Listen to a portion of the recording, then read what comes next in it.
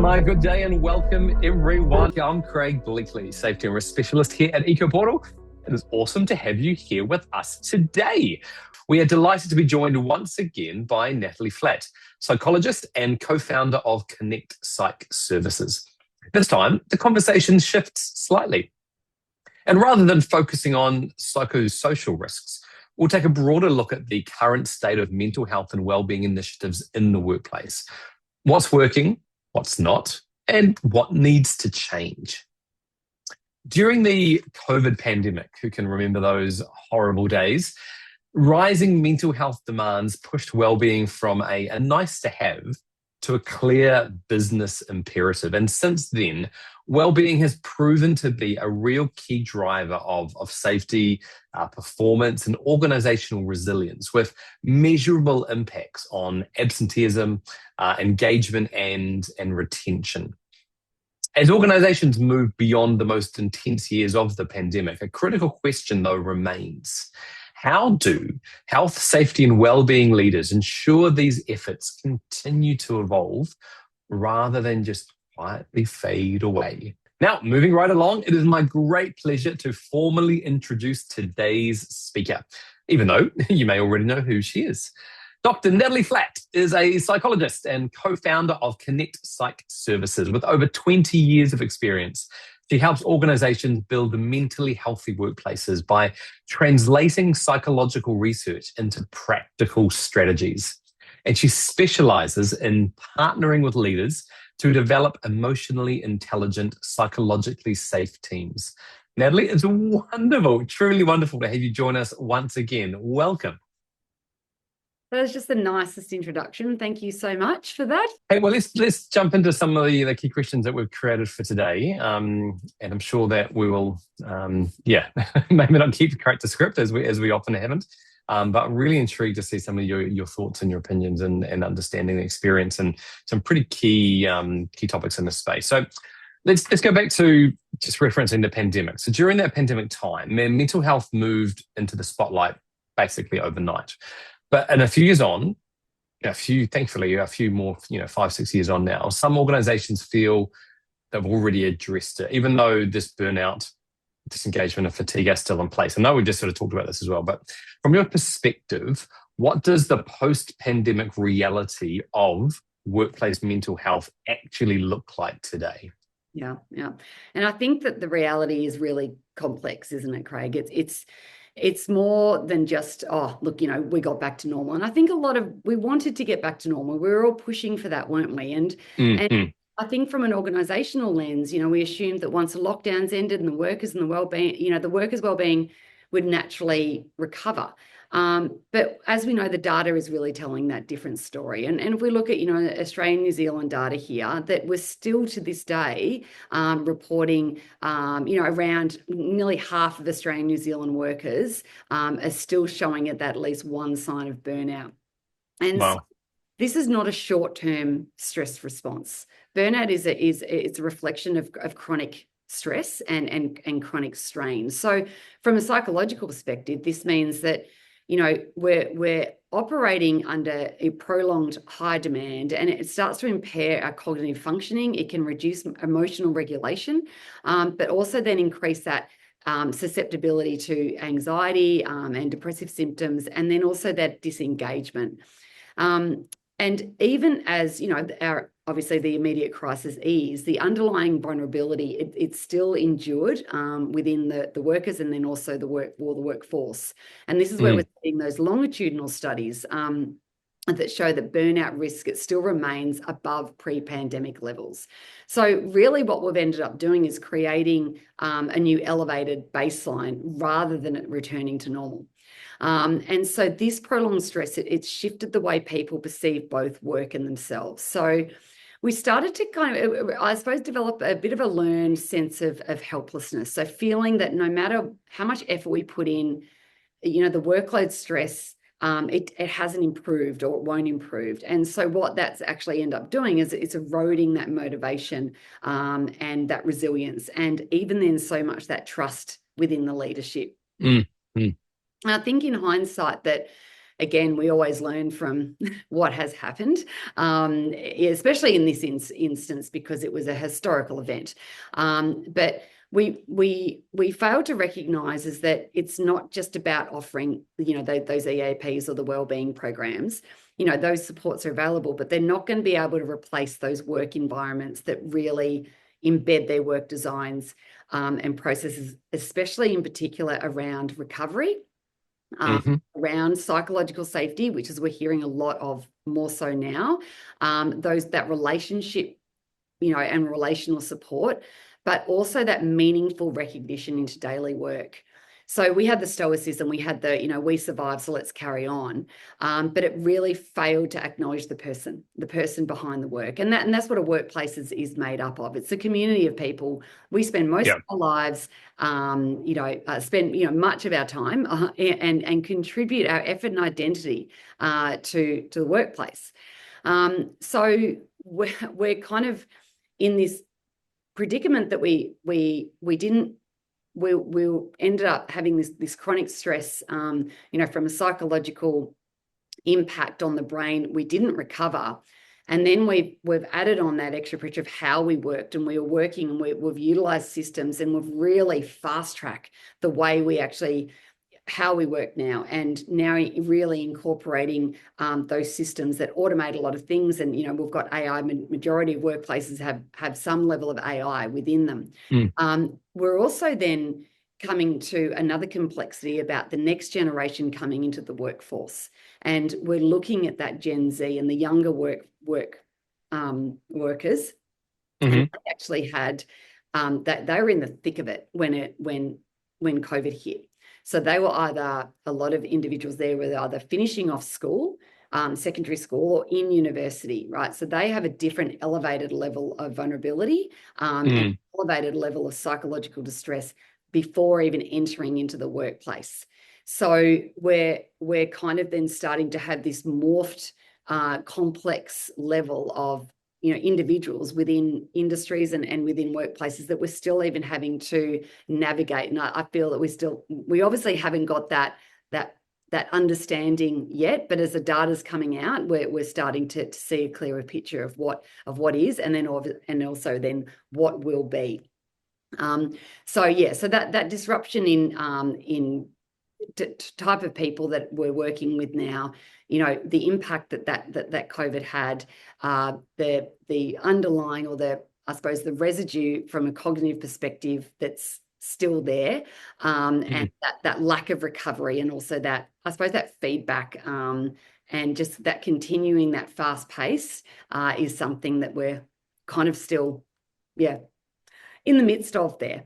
So really being able to, even recognizing that recovery isn't automatic, and the well-being now does really need to be embedded into work design. It's not just going to be that added program, webinar, workshop. Great answer. Thank you. That was very, very, very outstanding. You talked about wellbeing and wellbeing programs. A lot of organisations still rely heavily on wellbeing programs in order to try and provide for their staff, and then they could be apps or training sessions or awareness campaigns.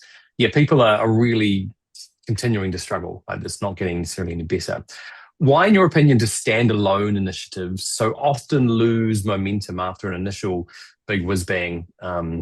A lot of attention. And then on the flip side, what does it mean to actually really embed mental health wellbeing into everyday work systems instead? Yeah, no, it's a really important point, Craig. The challenge with the standalone wellbeing initiatives, as you said, whether the apps or those one-off trainings, awareness campaigns that we see, they're often treating the symptoms of the workplace stress without actually addressing the root causes. So we can see that they can be disconnected from the day-to-day realities that can drive mental health challenges, and as a result, that they can frequently lose that momentum, and they fail to create that lasting change. Yes, the shine wears off, essentially. And I think that, you know, with a lot of these programs, they can fall short because they might be misaligned with the actual work experience. And we see this from, you know, research, again, from Safe Work Australia or the, you know, the Australian Institute of Health and Welfare, and a lot with AIHS that do conduct a lot of research in here, is that if the employees often see wellbeing programs as add-ons rather than intervention, they won't take it up because they're not actually seeing the impact of the actual work design then being changed, or the reflection of those initiatives, what they actually meant, how they were received, and then how we're going to bring this into day to day. A lot of the apps and the campaigns also, they can be usually time bound.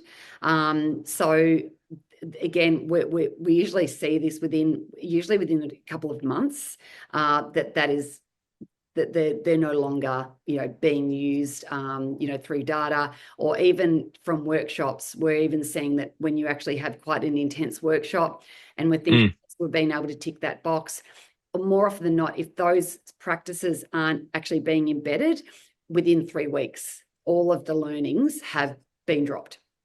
So there can be very expensive exercise and a lot of energy put into it, with no real reward or impact there.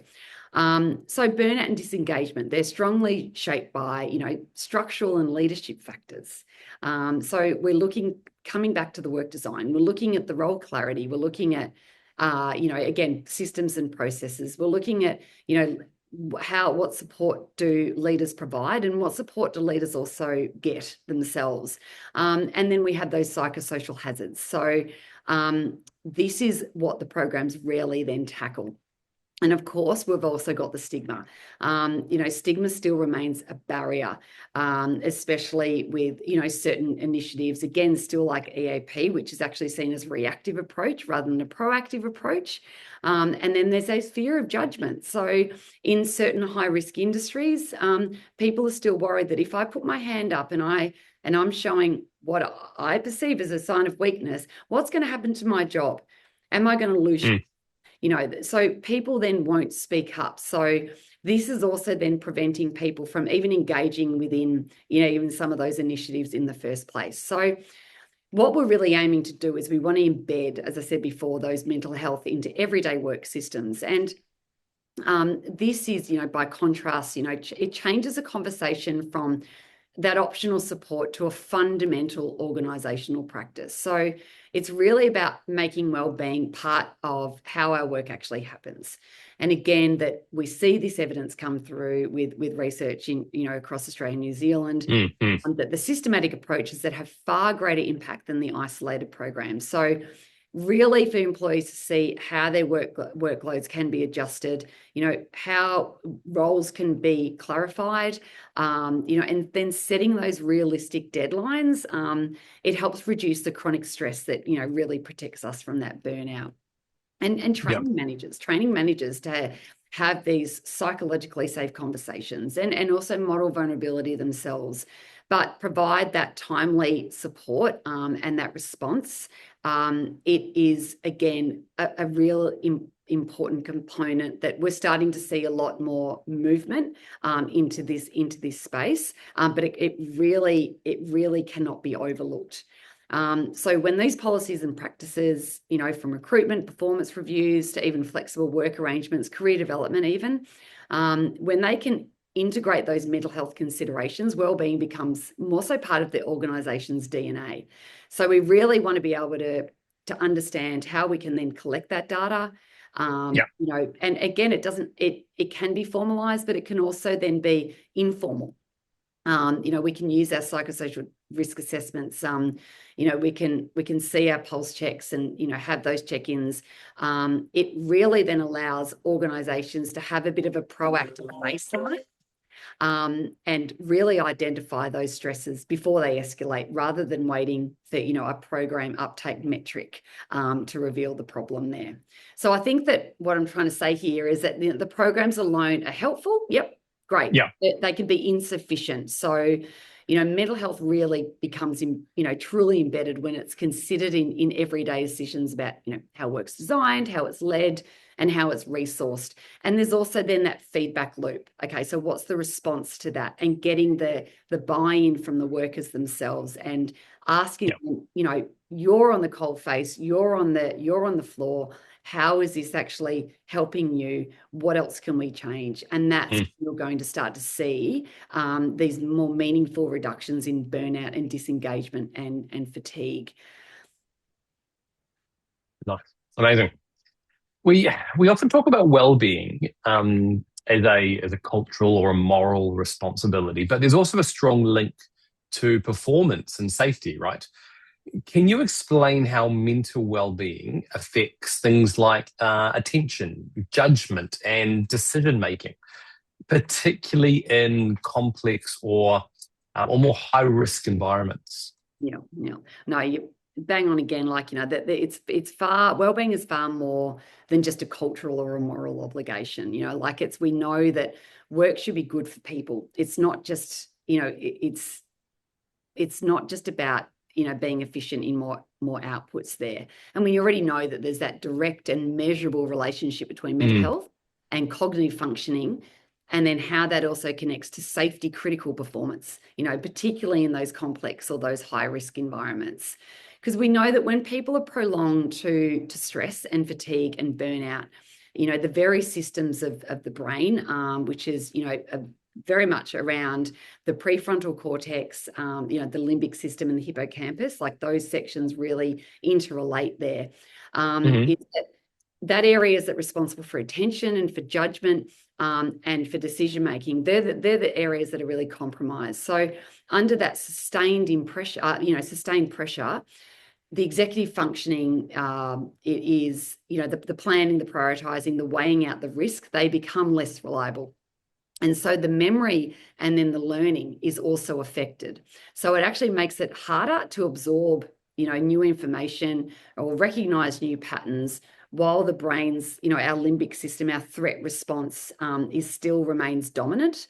So practically, this actually means that people are more likely to miss, critical details. They can rely on shortcuts, and they can respond more reactively rather than thoughtfully. Even when we see people who are highly experienced and highly capable, if they're in that burnout level, when they've continually got their stress response on, they're even actually their decision making becomes poorer. And we see this is again, it's borne out of evidence.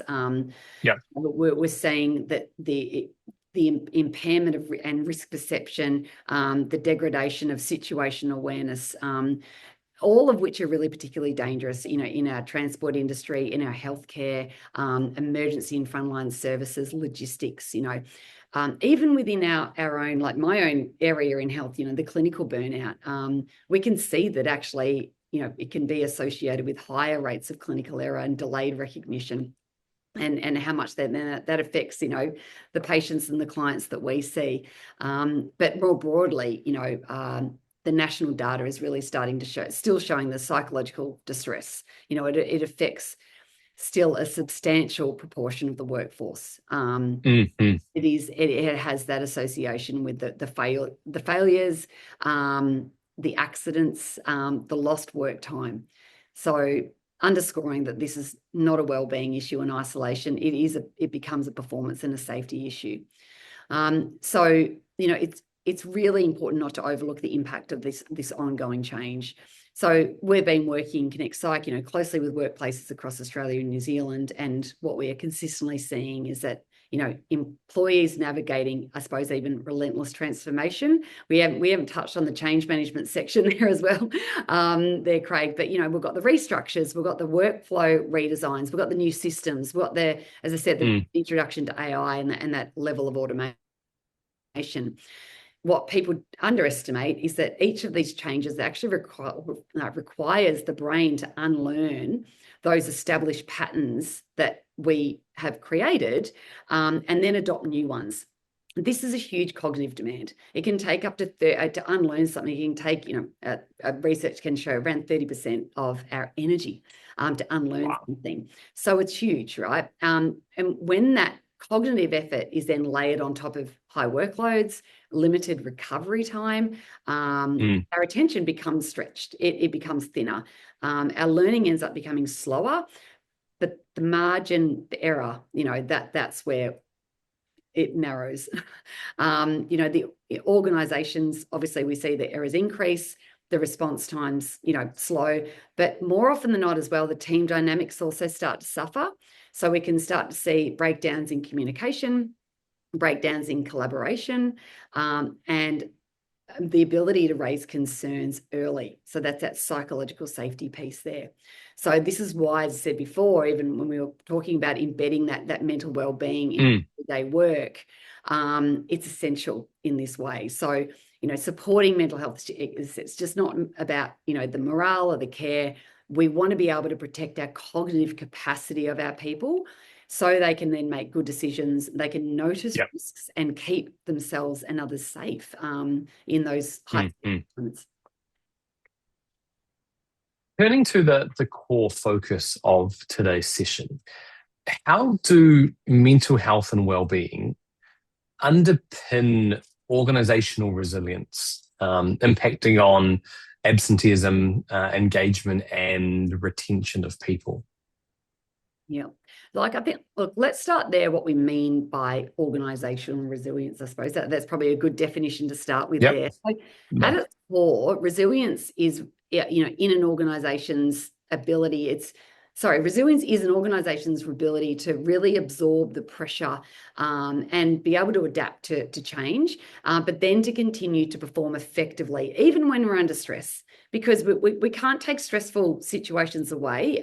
We know each industry differs in certain seasons, and some data even shows that that the stress and burnout it can actually creep up as the year goes on. Right, so it's not just surviving those challenges; it's about sustaining our people and our systems and that performance over that year period and that time. So mental health and wellbeing, they're really central to this. I call it it's the root system. They're not simply individual concerns. They're foundational, right, to that organisational resilience. So when employees can feel psychologically supported, organisations can really withstand those high pressure times. And they can also then recover from those setbacks and still maintain that high performance that they really want to be able to see and workers really want to be able to give. So absenteeism, if you're coming back to that question, it's one of the clearest indicators of how mental health actually affects our organisational resilience. So the poor mental health drives both absenteeism, so the time off to stress or mental health, but then also presenteeism. So when employees are physically at work but functioning below capacity. So we're looking at, ARI, Australian HR Institute. They've just brought out a study and research. 57% of unscheduled sick days are stress related. So that actually highlights the scale of the challenge there. Yeah, it's high. Yeah, that would never have been the case 10 years ago, would it? That people would take a day off if they weren't actually injured or actually sick. It's stress, stress is such a high, so it really does need to be addressed and addressed. But the impact is that the productivity declines as work is delayed, but it's the remaining team members, so coming back to why everyone put number one in the poll, that have to then take on the extra workload. And so what that then does is that snowballs into increasing their stress and then their risk of errors. So operational and service delivery, that obviously that can disrupt. We are working again across different industries, especially in particular in the transport, in high risk and tightly scheduled environments. So we're not even, financially, this is a big impact because the financial costs rise through overtime and temporary staff and lost revenue. But then it's the team dynamics and the morale, it also then suffers. So this is going to then operation. So you can see that, that wellbeing has that direct link to all of this, but to the engagement and also to the performance. So when we can see then employees who feel psychologically safe, who feel supported by their manager and are able to provide those resources to manage both their life events as you know, as an individual outside of work, but then also to manage the workplace stress and at different times. These are the individuals that we can see are more focused. These are the you know, the workplaces that we see are more innovative. And overall, you know, we have this dynamic of team being more committed. And so that's the resilience piece there. You know, retention is also a critical area where, as you said before, that where mental health and wellbeing, they can have that direct impact. So the burnout and the chronic stress, we know that these are strong predictors of voluntary turnover. And again, you know, research is actually showing that, you know, over half of employees experiencing work-related mental distress, and around, Wow. you know, with around a quarter of, they're considering leaving their organisation within the next 6 to 12 months due to these high pressures. Wow. And we know how much, you know, when we even do from a financial, impact, it costs around, we've done some forecasting, around $24,000 Australian to replace people. Huge financial impact when people do leave. But, you know, that high attrition, it increases recruitment, training costs, you know, it erodes that organisational knowledge, because a lot of people then will leave with that knowledge. Most of all, it really disrupts that team cohesion. And conversely, you know, organisations, though, that embed the mental health and wellbeing into that leadership and to that work design and the culture, we actually see a lower turnover. Okay, we see people able to sustain their levels of careers because they feel valued, and also they then feel supported. So again, this is the root system that I was talking about. We want to be able to prioritize that mental health and you know, well-being to strengthen that resilience, because we then see those teams recover more quickly from setbacks and then adapt, you know, more effectively to any form of those changes and manage risk. And this is where, as you said at the start, is that strategic imperative, isn't it? That organisations that can see mental health and wellbeing as that core system driver rather than all that peripheral program, they're better positioned not just to survive really, but to thrive.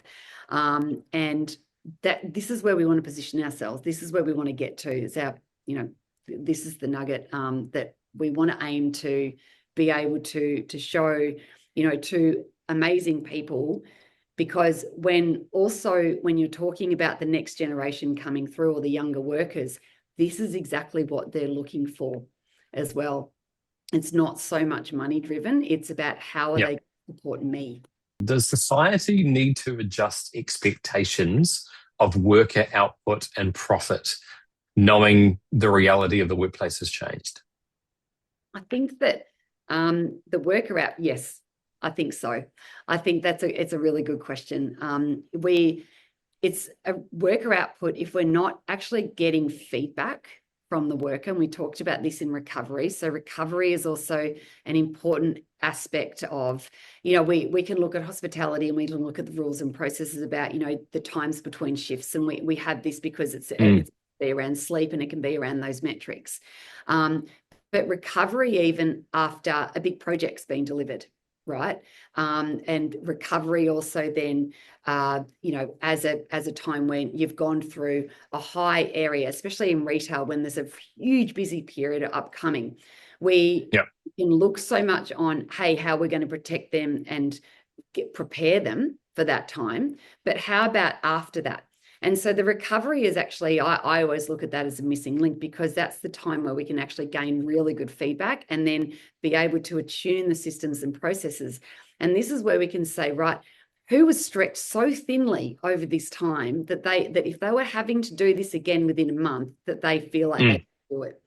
And I'm sure that's where you're going to then start to see the gaps, and to say, this is not feasible for that worker or that group of workers to work like that again. So what can we then do? And that's where we can look at the resources impact there.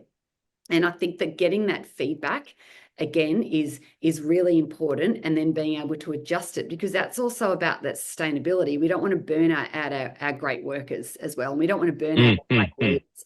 But without that without that discussion, without that conversation, and then having that psychological safety to have that conversation, then we are putting ourselves behind the 8 ball every time.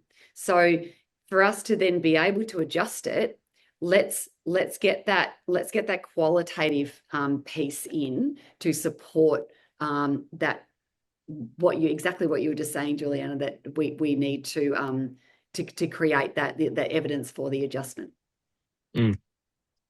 I'm going to just skip a question and jump into the 6th one, Natalie. In large organizations, you can spread the resilience response across teams. In small businesses, that often falls onto the owner, who probably does not have the time or the skills to manage worker emotional stress. How do we support owner emotional stress? And my wider question is to you, one shift we're seeing more clearly now is the pressure on leaders and managers themselves, supporting teams, navigating change, and absorbing emotional load. So sort of 2 questions into one.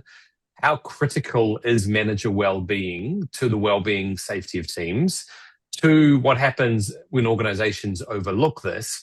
And then sort of 3, Jeff's question, how do we specifically or differently support owners, managers, senior leaders, which may require a different set of outcomes or a set of strategies compared to a worker? Yeah, absolutely. And it's manager and leader wellbeing is really absolutely central to the wellbeing. We're seeing that more middle managers are displaying the highest level of burnout. We also know, that from, especially again across Australia and New Zealand, where it's around 97% of workplaces are small to medium businesses. So it is falling back on those founders and on those owners. So, first off is awareness, isn't it?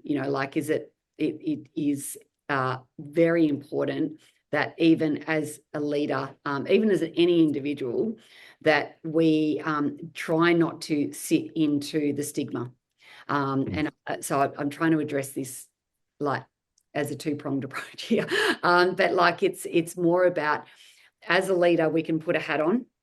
As an owner, as a director, we can put that hat on, and all of a sudden we become that person that has all the answers. We believe, or have that perception that we have to have all the answers, and that we're the ones that are continual, dare I say, robots that can go in every single day and do the same thing, without us being able to essentially put our own oxygen mask on first. We are not going, that is not a sustainable and resilient system there. And I think this is where, we need to acknowledge this, because leaders are not only responsible for really directing the work, I like to call them the cultural architects of organizations, Yeah, absolutely. Yeah. So influential in that space. Yeah, exactly. They set the psychological and the operational tone. They can model the behaviors, and they can also then signal what's valued.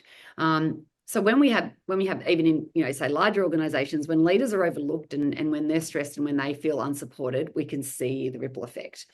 And, again, what you said, Jess, that why manager wellbeing matters is that they take that load off. They can act as buffers between the organizational pressures and then their team. So the chronic stress and the burnout, it starts to reduce their ability to provide the support, the empathy, and then also that timely intervention, which can then in turn increase team strain.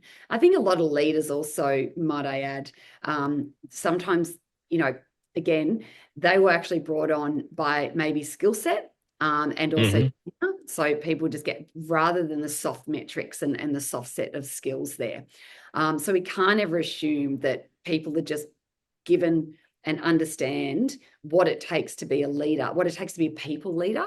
It may be a different process leader, but there's another element to that now, and we need to make sure that within organisations that there is that level of support, because their cognitive performance and their decision making, again, might also then start to be, might start to impair there, and that's going to then compromise both the safety and the well-being.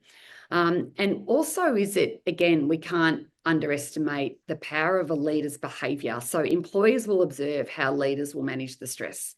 So when leaders themselves, if they neglect the self-care, if they normalize overwork, or if they actually signal that well-being is secondary, staff may feel really unsafe in being able to raise concerns or then seeking help. So again, as I said, with the cultural architecture piece, is that they shape the culture through both action and inaction.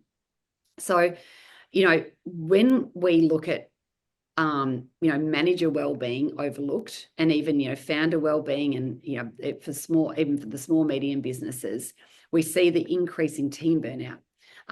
So because the staff are going to absorb the leader's stress. So we also see that in that vicarious trauma piece there. We then start to see that breakdown in resilience. So the depleted leaders will reduce the team's capacity to adapt and to change or recover. And again, we see that higher safety risk. But overall, that erosion of trust and that psychological safety. So we really do need to shine that spotlight on how we then support leaders, because it isn't just good practice. It's that organisational imperative. We know that leaders and managers are carrying enormous emotional load. We've completely underestimated that. We saw the inception of that again through COVID, because that just ticked it up. And it is, we're looking at, again, the Gen Ys and the Gen Zs. They have a high level of mental health literacy, and so they're expecting leaders to also understand their emotional load, and leaders to actually understand what their emotional load is. When some don't, some just like, we've still got a mindset, especially the elder generation leaders, like even the later Gen Xers, where they're like, get on with it, keep going, we'll just keep going, and it's a matter of just making sure that, like, even the older leaders understand that too. So what we want to be able to do is we want to be able to move beyond compliance, and we want to focus on the person and not the program. So we look at, again, with Connect Psych, a lot of other EAP services again out there, we want to be able to provide those leader assist programs, help leaders process that emotional load, develop that self-awareness, and refine those adaptive leadership skills. Now, it can be through executive coaching, can be on that, again, one-on-one support, but it's not just a tick of the box. This really, moving into that mandatory space is, I think, a very important place. It's because if we want to lead into early intervention, we can all be skilled up in that way. It's great to have that level of mentorship as well, because as we know, the more stress that we can offload in a safe and confidential space, then the more we can label it, the more our limbic system starts to come down and the blood flow back to the prefrontal cortex starts to elevate. We need to relearn that. Okay? It's not just an automatic response. Our brain has got to relearn those neural pathways. We want to be able to reduce the stigma, and we want to normalize that support. So part of supporting leaders is really dismantling that idea that they need to be self-sufficient. Okay, normalize help seeking, and including leaders in sharing their experiences appropriately. And this doesn't have to be bearing all. And this can be a very practical way that leaders can actually show that, this is a time when I got stuck and I struggled, is because I was under an undue stress. And this is how I actually moved around that, and what I actually did about that. So having leaders to go through those leader assists, and then to have that confidence to show and bring that back to the team to say, hey, it's okay, right? I'm human. Yeah, that's it. Yeah. Practical initiatives, to include the peer support networks, even the leader circles or the safe forums where the middle managers and those executives can discuss challenges without any judgment. So we want to create that collective leadership, and share, those times of burden, rather than just letting it sit in isolation. So that's something that's, again, we can't overlook. The training programs, again, mental health first aid for leaders is again a brilliant one there. And having those organisations really even investing in that applied mental health leaders. But overall, ask what do you need from the higher management of your middle management leaders, and then act on it. So one of the most, I suppose, powerful and underused approaches is simply asking leaders what they need, and especially in those high pressure periods. Nice. You talked about early intervention. To be able to do that, we need some good leading indicators, right, to know that we need to intervene.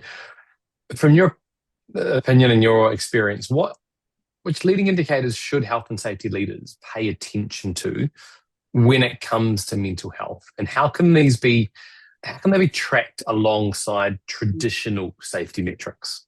No, it's like, I think just like traditional safety, when we're seeing, physical safety, the proactive monitoring, it really is essential even for mental health. So we need to move out of that reactive into the proactive stage.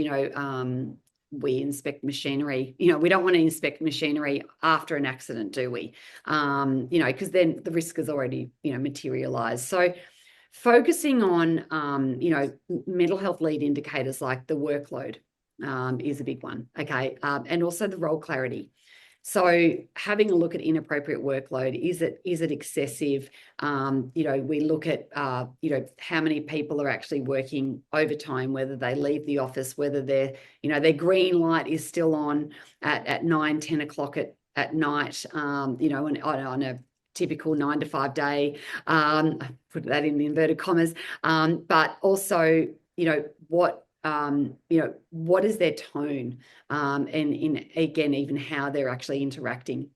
What is their role? So again, when you're actually having a lot of change management and a lot of change that might even go in, that the role clarity can actually shift.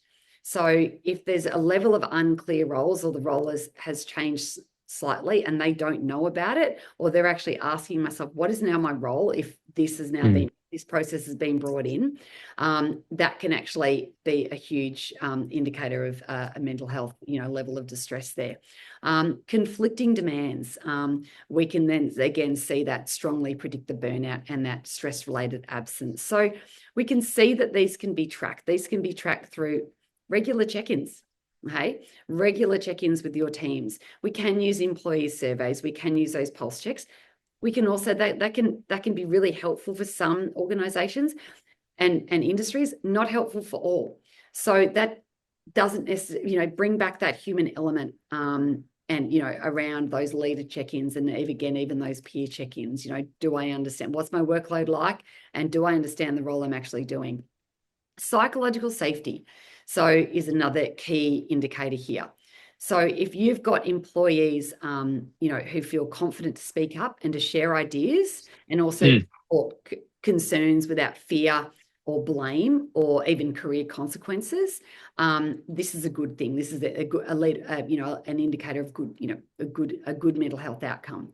And we can see this. We use obviously a lot through the psychological climate, safety climate surveys, which is great. Again, pulse surveys, and they can measure where the teams feel safe to really engage openly in that way.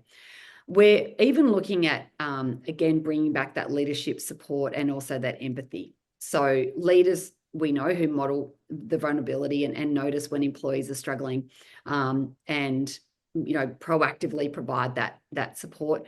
We're going to see that stress reduction. We're going to actually see the prevention of errors, and also then going to see that sustained engagement there. So that's going to be another metric that's a component of that psychological safety survey as well. But don't ever overlook that it's a very much a psychological safety. It really does start with the leaders there. So we've got to have the leaders from the last question being equipped to be able to do that. We also then, want to be looking at fatigue and recovery. So again, self-reported sleep quality, if there's extended hours of work, especially around shift work, or the post-project stress levels, we provide the early warning of that, again, that cognitive strain. So we just want to make sure that by monitoring these indicators, to come back to, again, having a look at days off, having a look at whether or not, the performance has or the productivity has been there. But then also looking at schedules and also looking at timetables of when people are actually working to make sure that, that there is that level of recovery, and which has obviously got a myriad of positive consequence there. And we then look at engagement. So engagement, we have a lot of engagement surveys, engagement and morale. They're closely linked to, then we know from the operational performance. So sudden declines in this, they often will proceed in absenteeism or errors. So we can start to track this. And then early help seeking behaviour. So is there any uptake of your EAP, and at what time? So having EAP systems in the back and having a great relationship with your EAP provider to be able to see, are there dips and troughs within your organization? That then allows the organization to go back and say, well, what was actually happening at that time when there's been a big tick up here? And why have they actually, why are workers actually engaging? So we can start to put a correlation against that to begin to see, is there an emerging psychosocial risk that may be happening here? So this is, again, an indicator there. Being able to then track that alongside your own safety metrics in an organisation, but that correlational analysis can be really impactful there with the again, with the psychosocial data and injury, absenteeism, operational errors. Amazing answer. It's been another insightful conversation, Natalie, and I'm sure everyone's got some real practical, real-world takeaways today. How can organisations, and we'll try and keep these answers just nice and brief if you're able to, Natalie. How can organisations ensure that well-being expectations and safety behaviours remain consistent across multiple sites and functions, especially when each location has maybe different pressures or a different culture? Yeah, I love this question because I think that even if you had to start small, you can start small.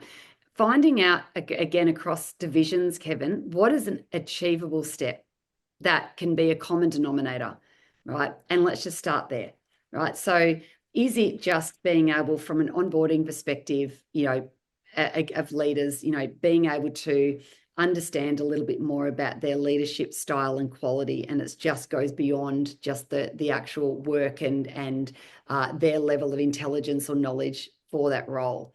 What are there is definitely within embedding within any wellbeing initiatives and into work design, even being able to start with the leaders can be a part of a systems and process straight from the beginning, like from an onboarding perspective. And even then looking at taking that big, that step back of when you actually are creating this, again, as it might come from above, and then understanding how that's then going to impact or needing to even be tweaked per organisation, per division, just because of the differences there. But then coming back together and getting that feedback of how that went. What that will then allow you to do is then even start to create and build some use cases and some case studies. And it really builds in that strength approach there, some little testimonials. Then, even just to kind of elaborate on that, and if you wanted to start to get a bit of a bigger picture on embedding programs, sometimes even starting with one organisation and using even a pilot to certain wellbeing programs, how that's gone. And again, having that a little bit of I suppose, a testimonials and feedback, then create, a little bit, well, this is what we've done, this is what we've received. That then they will start to have a bit of a flow-on effect. So we always say that when you don't know where to start, you don't have to start big and you don't have to start a lot. You just start with the priority and you start small, and then you're able to tailor that. From there, it will grow. Amazing.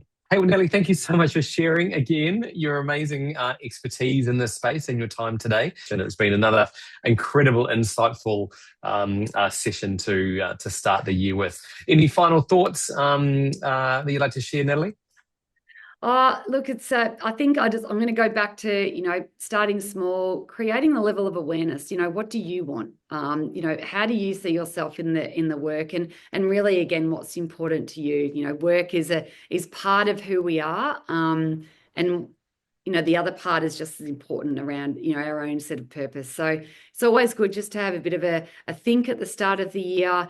How do I want to see my year? Where do I want to put my energy in? And I want to come home also with a level of energy, to fulfill other things within my life. So yeah, we start with the human and the processes, and resilience then can follow.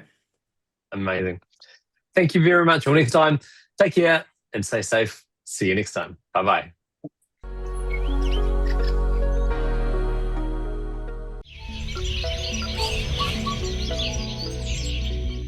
Thank you for listening to safetyCast. If you enjoyed this episode, please like, subscribe, and share with your colleagues, because safety knowledge is meant to be shared.